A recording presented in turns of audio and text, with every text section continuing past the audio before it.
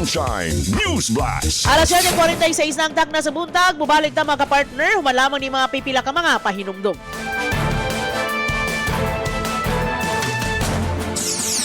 Sumasambulat sa buong Pilipinas. Sunshine Newsblast.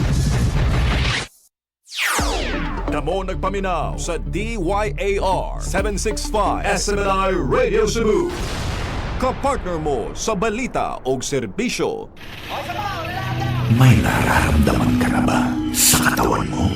Taon ng maling pagkain, bisyo, abuso sa katawan. Ito ang kailangan mo. Lactopathic, isang lactobacillus food supplement gawa sa natural at piling-piling sangkap.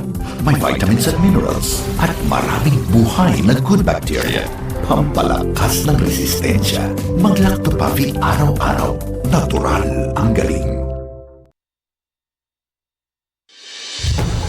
Mga balita, impormasyon, serbisyo o inspirasyon dinhilang sa DYAR 765 SMNI Radio Cebu.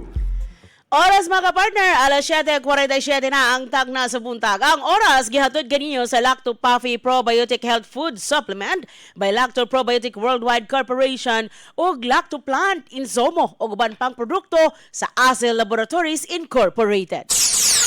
Sumasambulat sa buong Pilipinas. Sunshine Newsblast. Newsblast Pilipinas.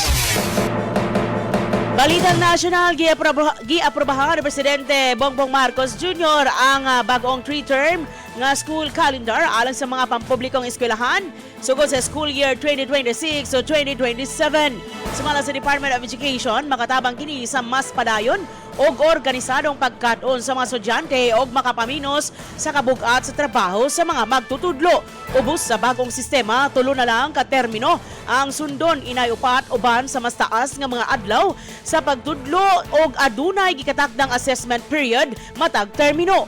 Gipasiugda sa presidente ang kamahinungdanon sa pagmintinar sa 180 ka mga adlaw sa klase ug ang hustong pagpangandam sa mga eskwelahan alang sa maayong implementasyon ini. Tumong niini nga malikayan ang pagkalangan sa pagtuon tungod sa suspensyon sa klase ug uban pang aberya ug aron mapalambo ang kalidad sa edukasyon.